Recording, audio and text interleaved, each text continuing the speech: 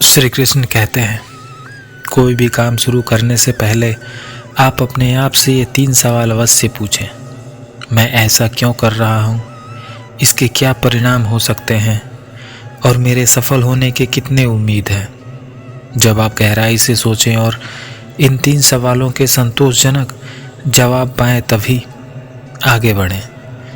जिस देश में रोजी रोटी के साधन न हो, जहाँ के लोगों में भय न हो, जहाँ लोगों में लज्जा न हो, जहाँ बुद्धि न हो, जहाँ दान की प्रवृत्ति न हो, बुद्धिमान व्यक्ति को उस देश में कभी नहीं जाना चाहिए।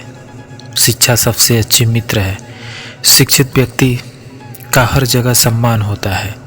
शिक्षा सुंदरता और यौवन को हरा देती है।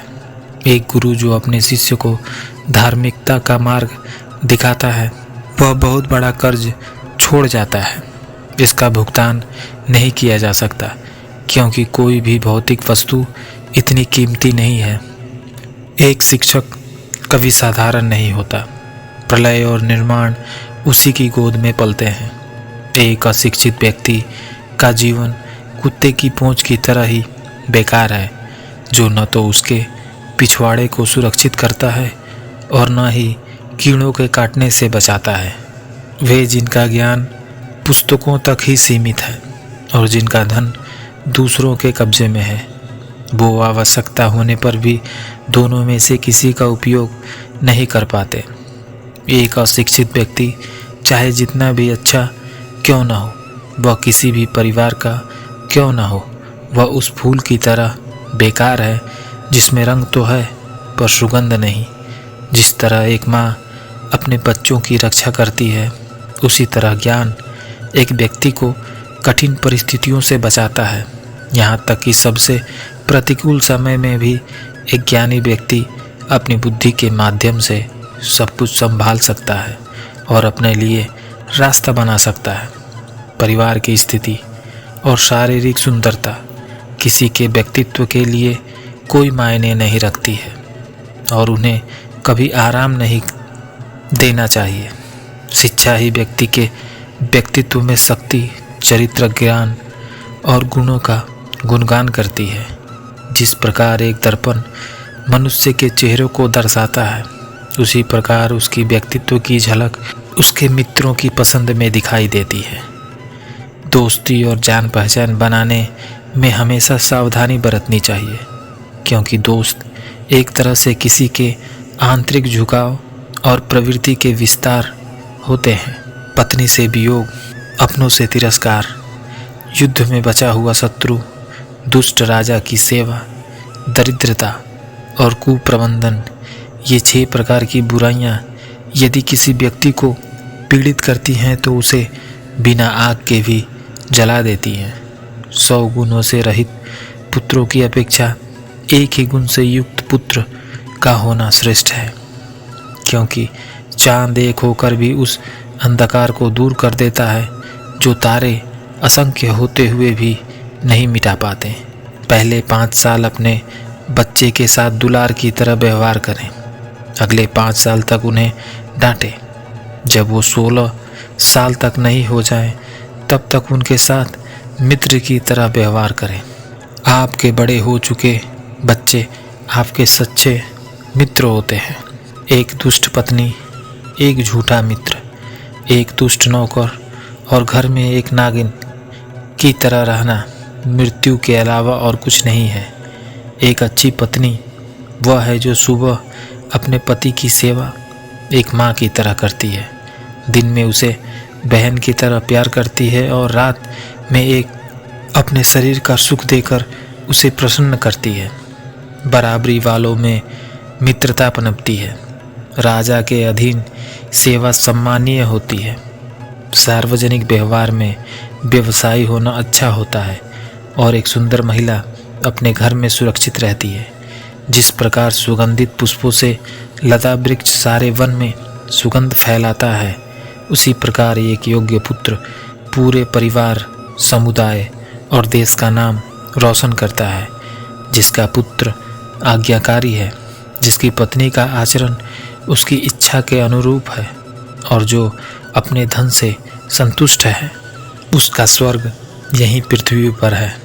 बुरे साथी पर भरोसा ना करें और न ही साधारण मित्र पर भी भरोसा करें, क्योंकि अगर वह आपसे नाराज हो जाए तो वह आपके सारे राज खोल सकता है। भगवान लकड़ी या पत्थर या मिट्टी की मूर्तियों में नहीं रहते। उनका वास हमारी भावनाओं में, हमारे विचारों में है। यह केवल इस भावना से है कि हम इन मूर्तियों में भगवान को विद्यमान मानते हैं। बात उस समय की है जब पांडव जुए में अपना सारा राजपाट हार गए थे। तब द्रौपदी ने भगवान श्री कृष्ण के निर्देशानुसार छठ का व्रत रखा था। द्रौपदी के व्रत के फल से पांडवों को अपना खोया हुआ राजपाट वापस मिल गया। इसी तरह छठ का व्रत करने से लोगों के घरों में समृद्धि और सुख आती है। भगवान ने द्रौपदी को इस व्रत के बारे में और इसकी महिमा के बारे में अवगत कराया। वे कहते हैं, कार्तिक मास के शुक्ल पक्ष के चतुर्थी से सप्तमी तिथि तक छठ मनाया जाता है। इसमें भगवान सूर्य देव की पूजा होती है। छठ व्रत खास तौर पर पुत्र प्राप्ति और संतानों की रक्षा के लिए किया जाता है।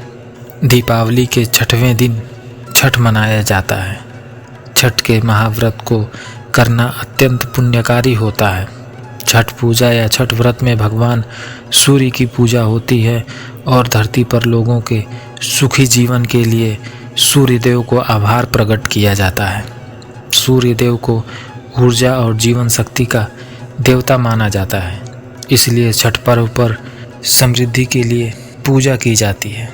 सूर्य की पूजा से विभिन्न बीमारियों का उपचार संभव है। सूर्य पूजा के साथ स्नान किया जाता है। इससे कुष्ठ रोग जैसे गंभीर रोग भी दूर हो जाते हैं। छठ का पर्व परिवार के सदस्यों और संतानों की लंबी उम्र और समृद्धि के लिए किया जाता है। छठी मैया सूर्य देव की बहन है और ब्रह्मा जी की मानस पुत्री हैं। सृष्टि की रचना के समय ब्रह्मा जी ने अपने शरीर को 2 हिस्सों में बांट दिया था। उनके दाएं हिस्से से पुरुष और बाएं हिस्से से प्रकृति का जन्म हुआ। प्रकृति ने अपने आप को 6 हिस्सों में बांट दिया। प्रकृति देवी के छठवें हिस्से को षष्ठी देवी कहा गया। षष्ठी देवी को ही छठी देवी कहा जाता है। छठी देवी को शिशुओं की अधिपुत्री देवी कहा गया है। बच्चों की रक्षा करना इनका स्वाभाविक गुण है। इन्हें देवसेना के नाम से भी जाना जाता है। जिन महिलाओं की संतान नहीं है, छठी देवी की पूजा से उन्हें संतान की प्राप्ति होती है। जब अभिमन्यु की पत्नी उत्तरा के गर्भ में पल रहे बच्चे का वध कर दिया गया, तब भगवान श्री कृष्ण ने उत्तरा को छठी माता का व्रत करने की सलाह दी थी। बच्चे के जन्म के बाद घर घर में छठे दिन बच्चों की छठी पूजा होती है। छठी पूजी जाने का मतलब छठी माता के पूजा से ही होता है। छठी की पूजा को करने के बाद बच्चों को माता छठी का आशीर्वाद प्राप्त होता है और उस बच्चे के सारे संकट दूर हो जाते हैं। माता स्वयं अपने अप्रत्यक्ष रूप से उनके साथ रहती है और उनकी सुरक्षा करती है। राजा प्रियव्रत को कोई संतान नहीं थी। तब महर्षि कश्यप ने पुत्र प्राप्ति के लिए यज्ञ कराकर प्रियव्रत की पत्नी मालिनी को यज्ञ आहुति के लिए बनाई गई खीर दी। इससे उन्हें पुत्र की प्राप्ति हुई, लेकिन वह पुत्र मृत हुआ। प्रियव्रत मृत पुत्र को लेकर शमशान गए और पुत्र वियोग में प्राण त्यागने लगे। उसी वक्त छठी माता प्रकट हुई और उन्होंने कहा, सृष्टि की मूल प्रवृत्ति के छठवें अंश से उत्पन्न होने के कारण मैं षष्ठी कहलाती हूँ। अतः राजन, तुम मेरी पूजा करो और इसके लिए दूसरों को भी प्रेरित करो। राजा ने पुत्र इच्छा से देवी षष्ठी का व्रत किया और उन्हें पुत्र रत्न की प्राप्ति हुई।